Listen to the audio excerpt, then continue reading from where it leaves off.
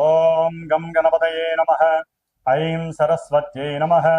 శ్రీ గురుభ్యో నమః. హరి ఓం.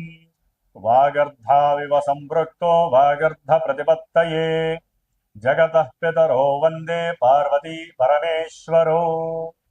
ఓం జ్ఞానానందమయం దేవం నిర్మలస్ఫటికాకృతిం ఆధారం సర్వవిద్యానాం శ్రీహయగ్రీవముపాస్మహే. ఓం ఆదిత్యాయ చ సోమాయ మంగళాయ బుధాయ చ గురుశుక్రశనేభ్యశ్చ రాహవే కేతవే నమో నమః. నవగ్రహ దేవతాయే నమః. వీక్షిస్తున్నటువంటి ప్రేక్షకులందరికీ కూడా శ్రీ పరాభవనామ సంవత్సర శుభాకాంక్షలు.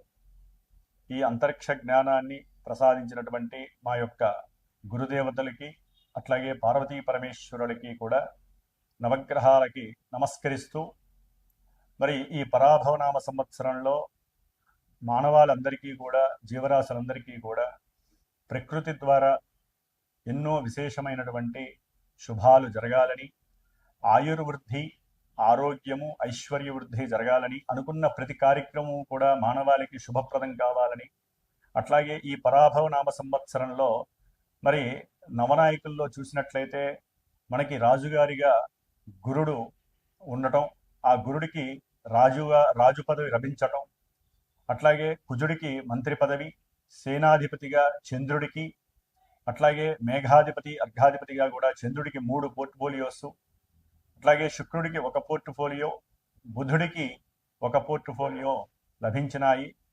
శని భగవానుడికి మాత్రము ఎటువంటి అధికారము లభించలేదు. ఏది చూసినా కూడా నవనాయకుల్లో విశేషముగా ఎక్కువ మందికి శుభగ్రహాలకి ఆధిపత్యం లభించడం వలన శుభాలే కలగడానికి అవకాశం ఉంది. అట్లాగే వర్షలగ్న కుండలి ప్రకారము మీనలగ్నమైంది, జగర్లగ్న కుండలి ప్రకారము మిథున లగ్నమైంది. కాబట్టి ఈ అధిపతులు పరంగా చూస్తే గనక బుధగురుడు కాబట్టి ఎవరైనా సరే మన యొక్క ప్రపంచంలో మన దేశాలని, రాష్ట్రాలని పరిపాలించేటటువంటి నాయకులందరూ కూడా అఖండమైనటువంటి జ్ఞానశక్తిని పెంచుకొని, బుద్ధిని, వాక్కుని జాగ్రత్తగా సంభాషణ చాతుర్యంతో మాట్లాడుకొని, ఎటువంటి యుద్ధాలు, భయాలు కూడా దేశంలో ఉన్నటువంటి, ప్రపంచంలో ఉన్నటువంటి జీవరాశులకి కానీ, మానవాళికి కానీ ఎటువంటి అవరోధాలు, ఆటంకాలు కలగకూడదని మనందరం కూడా ఆ సుబ్రహ్మణ్యేశ్వరుణ్ణి ప్రార్థించిస్తూ, ఈ ఉగాది పర్యంతము కూడా దాదాపుగా జూలై ఎండింగ్ వరకు కూడా కాలమాన చక్రంలో సింహరాశిలో ఉన్నటువంటి కేతువు, కుంభరాశిలో ఉన్నటువంటి మరి రాహుగ్రహాల మధ్య గ్రహాలన్నీ కూడా కాలసర్పయోగ దోషాన్ని విలోమ పరంగా అనుభవిస్తున్నాయి. కాబట్టి ఈ మధ్యలో ఎన్నో రకాలైనటువంటి ఇబ్బందులు, ముఖ్యంగా ఉగాది తర్వాత మరి ఏప్రిల్ నెల మొత్తము కూడా మే 10వ తేదీ వరకు మరి రాశి చక్రంలో మీనరాశిలో కుజశనులు కలిసి ఉండటము అనేక రకాలైనటువంటి భయాందోళనలు, ప్రమాదాలు, అట్లాగే జల సునామీలు, యుద్ధ భయాలు కూడా ఆవరించి ఉంటాయి. కాబట్టి హనుమంతుల వారి యొక్క అనుగ్రహము మనందరికీ కలగాలని అందరూ కూడా ఆ 45 రోజులు కూడా ఎట్టి పరిస్థితుల్లో శ్రీరామ రక్షా స్తోత్రాన్ని, శ్రీరామ మంత్ర జపాన్ని, అలాగే హనుమాన్ చాలీసా పారాయణ ఎంతవరకు ఎక్కువగా అవకాశం తీసుకుంటే రోజు మొత్తంలో 5 సార్లు, 11 సార్లు, ఒక్కసారైనా సరే అందరూ కూడా మన యొక్క సనాతన ధర్మాన్ని ఆచరించే హిందుత్వం ఉన్నటువంటి వారందరూ కూడా తప్పకుండా జపించండి. సమస్త మానవాళికి, జీవరాశులకి, ప్రకృతికి ఎటువంటి విరోధాలు కలగకుండా రాజులందరూ కూడా సుభిక్షంగా ఆలోచిస్తూ మనందరినీ కూడా కాపాడే శక్తిని హనుమంతుల వారు ప్రసాదిస్తారు. ముఖ్యంగా మనకి ఈ యొక్క యుగాది పరాభవనామ సంవత్సరం నుంచి కూడా వచ్చే సంవత్సరం వరకు ఎటువంటి గ్రహణాలు లేవు. కాబట్టి ముఖ్యంగా అధిక జ్యేష్ఠ మాసము జూన్ 1వ తేదీ నుండి కూడా జూలై వరకు ఉంటుంది. జూన్ 1వ తేదీన 2వ తేదీన మనకి యమునా నది పుష్కరాలు ప్రారంభమవుతున్నాయి అధిక జ్యేష్ఠ మాసంలోనే. అట్లాగే జూలై మాసంలో కూడా మనకి 15వ తేదీ వరకు కూడా నిజ జ్యేష్ఠ మాసంలో విశేషమైనటువంటి వివాహ శుభముహూర్తాలు, గృహప్రవేశాలు ఉంటాయి. జూలై 15 నుంచి కూడా మరి గురుమూఢమి, అలాగే అక్టోబర్ 19 నుంచి కూడా 1 నెల మాసము శుక్రమూఢమి కూడా కలుగుతున్నాయి యుగాది సంవత్సరంలో. కాబట్టి ఏదైనా సరే శుభకార్యాలు చక్కగా ఈ గురుమూఢమి, శుక్రమూఢమి లేకుండా మంచి సమయాల్లో అనుభవిస్తే చాలా మంచిది. ముఖ్యంగా ఈ ఉగాది నామ సంవత్సరంలో మేషాదిగా మీనరాశి పర్యంతం వారికి, అశ్విన్యాది రేవతి నక్షత్రం వారికి కూడా రాశుల ప్రకారం ఎవరి రాశి ప్రకారము ఏ గ్రహాలు, ముఖ్యంగా మేషరాశి నుంచి మిథున రాశిలో ఉన్నటువంటి గురువు జూన్ 1వ తేదీ వరకు ఆయన అక్కడే సంచరిస్తూ, జూన్ 2వ తేదీ నుండి కూడా అక్టోబర్ 31వ తేదీ వరకు కూడా ఉచ్చస్థిత రాశి అయినటువంటి కర్కాటక రాశి మిత్ర రాశిలోనూ ఉంటూ, అట్లాగే ఆయన 5వ రాశి అయినటువంటి సింహరాశిలో నవంబర్ 1వ తేదీ నుండి జనవరి 25 వరకు కూడా రుజుమార్గంలో ఉండి, జనవరి 25 నుంచి జూన్ 15, 16 వరకు కూడా మరి మళ్ళీ వక్రించి కర్కాటక రాశిలో సంచారం చేస్తూ ఉంటారు. కాబట్టి గురువు యొక్క అతిచార సంచార ప్రభావం వలన ఎన్నో రాశుల వారికి మూడు విధాలైనటువంటి ప్రభావాలు, మంచి చెడులు జరగడానికి అవకాశం ఉంటుంది.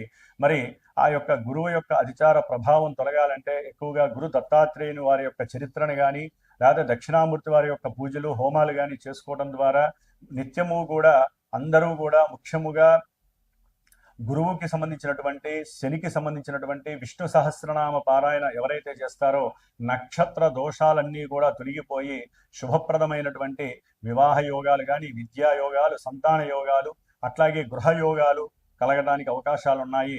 ముఖ్యంగా మరి ఈ యుగాది పరాభవనామ సంవత్సరంలో ద్వాదశ రాశుల వారికి ఏ రాశుల వారికి ఏ విధంగా ఉంటుందో తెలుసుకునే ముందు మరి ఒక్కసారి గురువు యొక్క నామస్మరణం. ఓం గురవే సర్వలోకానాం భిషజే భవరోగిణాం నిధయే సర్వ విద్యానాం శ్రీ దక్షిణామూర్తయే నమో నమః. మిథున రాశి. ఈ పరాభవనామ సంవత్సరంలో మిథున రాశి వారికి గ్రహాల యొక్క స్థితిగతులను అనుసరించి ఈ సంవత్సరం అంతా ఏ విధంగా ఉంటుంది, వారికి సంబంధించినటువంటి ఆదాయ వ్యయాదులు ఏ విధంగా ఉంటాయి, అసలు ఈ మిథున రాశిలో ఉన్నటువంటి నక్షత్రాలను కనుక గమనించినట్లయితే మృగశిర నక్షత్రము 3, 4 పాదాల వారు, ఆర్ద్ర నక్షత్రము 1, 2, 3, 4 పాదాల వారు, అట్లాగే ముఖ్యంగా పునర్వసు నక్షత్రము 1, 2 పాదాల వారు. అంటే ఈ నక్షత్ర సముదాయంతో కూడినటువంటి మిథున రాశి వారికి ఈ సంవత్సరం అంతా కూడా మరి ఈ గురు మహానుభావుడు తన యొక్క అతిచారత్వ దోష ప్రభావం వలన 3 రాశుల్లో మారుతూ 4 నెలలకు ఒకసారి ఎన్నో రకాలైనటువంటి విచిత్ర అనుభవాలను కలుగజేస్తూ ఉంటాడు. ముఖ్యంగా వీరికి మిథున రాశి వారికి జన్మ రాశిలో ఉన్నటువంటి గురు మహానుభావుడు గురుడు యొక్క వేధాదోషం వలన ఆరోగ్యపరంగా కొన్ని ఇబ్బందులు కలగటము, బంధువులతో మాట్లాడిన ప్రతి మాటకి లేకపోతే దంపతుల పరంగా కూడా మాట పట్టింపుల వలన దోషము కలుగుతుంది. ఉద్యోగంలో భద్రత లేక ఉద్యోగంలో కొన్ని ఇబ్బందులు పడేటటువంటి పరిస్థితి, గౌరవం తొలగిపోవటము, ప్రతిష్టకి కీర్తికి కూడా భంగం వాటిల్లటము, ఆర్థికంగా ధన ఖర్చులు అధికం అవటము. జూన్ 2వ తేదీ 1వ తేదీ వరకు కూడా వీరికి ఈ సంవత్సరం జూన్ 1వ తేదీ వరకు గురువు యొక్క ప్రతికూలత కొంత ఆగమ్య గోచరమైనటువంటి పరిస్థితుల్ని కల్పిస్తుంది. వ్యాపారంలో కూడా వృద్ధి లేక, వ్యాపారంలో కూడా ఆర్థికంగా వీరు పెట్టినటువంటి పెట్టుబడులకి సరైనటువంటి ఎగుమతులు దిగుమతులు కానీ, క్రయ విక్రయాదులు కానీ లేక కొంత ఏమి చేయాలో అర్థం కానటువంటి పరిస్థితి గురుడు కలుగు చేస్తున్నాడు. అయితే జూన్ 2వ తేదీ నుండి అక్టోబర్ ఎండింగ్ వరకు కూడా వీరికి గురుబలం చాలా అదృష్టదాయకంగా, యోగదాయకంగా ఉందనే చెప్పాలి. వ్యాపారంలో కానివ్వండి, కుటుంబ పరంగా కానివ్వండి, వివాహ పరంగా కానివ్వండి, సంతాన పరంగా కానీ, వృత్తి ఉద్యోగ వ్యాపారాదుల్లో వీరికి విశేషమైనటువంటి ఖ్యాతి, ఆర్థిక ధన సంపాదనతో పాటుగా అనుకున్న ప్రతి కార్యంలో కూడా అలా పనులు జరిగిపోతూ వెళ్ళిపోతూ ఉంటాయి. చేతి నిండా, బ్యాంకు నిండా కూడా డబ్బులుండే అవకాశము మిథున రాశి వారికి ఉంటుంది. ముఖ్యంగా జాతకంలో ఏదైనా యోగం ఉంటే ఈ యోగము చాలా సుస్పష్టంగా మీకు లభిస్తుంది. అట్లాగే కుటుంబంలో మీకంటూ ఒక అభివృద్ధి ఉంటుంది. మీ యొక్క మాటకి తిరుగులేనటువంటి సిస్టమ్ ఇంట్లో ఆపరేట్ అవుతూ ఉంటుంది. ఇంట్లో చాలా సౌఖ్యకరమైనటువంటి పరిస్థితులు మీకు ఎదురవుతూ ఉంటాయి. అట్లాగే ఎప్పుడూ దొరకనటువంటి మృష్టాన్న భోజన సంప్రాప్తి దొరుకుతుంది. వాహన యోగము, గృహయోగము, గృహాన్ని కట్టడానికి కావాల్సినటువంటి ధనవసతి కూడా మీకు లభించడానికి బ్యాంకు వాళ్ళు కూడా పిలిచి ఇచ్చే పరిస్థితులు మీకు లభిస్తూ ఉంటాయి. ఏదేమైనా సరే మీరు కొన్నటువంటి ఏదైనా భూములు కానీ ఏదైనా ఉంటే కనుక వాటి యందు విశేషమైనటువంటి ధన లాభాలు కలుగుతాయి. రియల్ ఎస్టేటర్స్కి చాలా విశేషమైనటువంటి లేకపోతే విద్యాలయాలు, ఉన్నత విశ్వవిద్యాలయాలు కలిగినటువంటి వారికి వారు చేసేటటువంటి ఈ యొక్క విద్యాలయ వ్యాపారంలో విశేషమైనటువంటి ఆకర్షణ కలిగి చక్కటి ధన లాభాలు కలగడానికి మిథున రాశి వారికి ఈ యొక్క జూన్ 2వ తేదీ నుండి అక్టోబర్ ఎండింగ్ వరకు చాలా ముఖ్యమైన అవకాశాలు ఉన్నాయి. వివాహ ప్రాప్తి కలుగుతుంది, సంతాన ప్రాప్తి, ఉన్నత మేధా సంప్రాప్తి కలుగుతుంది. చేసేటటువంటి ఉద్యోగంలో కూడా మీ యొక్క తపస్సు అంటే మీరు తపస్సుతో చేసేటటువంటి ప్రతి కార్యము కూడా ఉద్యోగంలో ఉన్నతమైనటువంటి యోగాన్ని, కీర్తిని కలుగజేస్తుంది. అట్లాగే ఈ నవంబర్ 1వ తేదీ నుండి మరలా జనవరి 25 వరకు కూడా గురుడు సింహరాశిలో 3వ రాశిలో ప్రవేశించి ఆయన సంచారం గావించడం చేత తీవ్రమైనటువంటి అనారోగ్య సమస్యలు మళ్ళీ కలగటానికి, తండ్రితో కాస్త మాట పట్టింపులు కానీ, మీరు మాట్లాడే ఏదైనా సరే చతురతతో కూడినటువంటి సంభాషణ అవతల వ్యక్తులకి ఇబ్బందులు కలగటం, మీరు చేసే వృత్తిలో ఉద్యోగాదుల్లో కూడా ఇబ్బందులు కలగజేయటం, పోలీస్ వ్యవస్థ కానీ లేకపోతే రాజరిక వ్యవస్థలో కానివ్వండి, పొలిటీషియన్స్తో కానివ్వండి, మీరు కనుక వ్యాపారపరంగా కానీ ఉద్యోగరీత్యా కానీ ఏదైనా వారితో మాట్లాడే సందర్భం కలిగినప్పుడు ఆచితూచి వ్యవహరించకపోతే, మీరు వినేటటువంటి మాట కూడా సక్రమంగా వినాలి. లేకపోతే అవతల వాళ్ళు ఒకరు మాట్లాడుకుంటే మీరు అర్థం చేసుకొని వేరే రకంగా ఇబ్బందులు పడడానికి అవకాశం ఉంటుంది మిథున రాశి వారు. కాబట్టి ప్రయాణాల యందు అంటే వ్యాపార రీత్యా కావచ్చు, వృత్తి రీత్యా కావచ్చు, ఏదైనా సరే చేసేటటువంటి ప్రయాణాల యందు కొంత జాగ్రత్త తీసుకోవాల్సిన అవసరం గురు మహానుభావుడు కల్పిస్తున్నాడు. కాబట్టి మీరు ముఖ్యంగా జూన్ 1వ తేదీ వరకు ఈ సంవత్సరము, అట్లాగే వచ్చే నవంబర్ 1 నుంచి ఈ సంవత్సరము, వచ్చే సంవత్సరం 2027వ సంవత్సరము జనవరి 25వ తేదీ వరకు కూడా గురువుకి సంబంధించినటువంటి దత్త చరిత్ర, దత్త కవచాన్ని పారాయణ చేసుకుంటూ ఉండండి. దత్తాత్రేయుడికి ప్రదక్షిణాలు చేయండి. ఏదైనా శనగలు సాయినాథుడికి కానీ లేకపోతే దత్తాత్రేయుడికి కానీ, రాఘవేంద్ర స్వామికి కానీ, దక్షిణామూర్తికి కానీ చక్కగా దండగా వేయండి. లేకపోతే నైవేద్యం పెట్టి 10 మందికి నైవేద్యంగా తినిపించండి. లేదా ఏది లేకపోతే గోవుకి తినిపించండి. గురువార నియమాలు ఆచరించండి. మీకు అంతా ఆరోగ్యం బాగుంటుంది, మేధస్సు పెరుగుతుంది, ఉన్నతమైనటువంటి ఆర్థిక వృద్ధి, సంతాన వృద్ధి కలుగుతాయి. అట్లాగే మిథున రాశి వారికి దశమంలో ఉన్నటువంటి శని భగవానుడు మరి కీర్తి ప్రతిష్టలకి భంగాన్ని కలుగజేస్తాడు.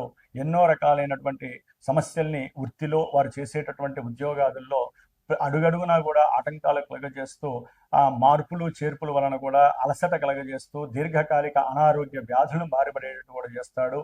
ఎందుకంటే కర్మస్థానంలో ఉన్నటువంటి కర్మ స్థితగ్రహమైనటువంటి కర్మని అలా ప్రశాంతంగా ఇస్తూ ఉంటాడు శని భగవానుడు. కాబట్టి శని యొక్క దోషము మిథున రాశి వారికి సంవత్సరం అంతా ఉంటుంది.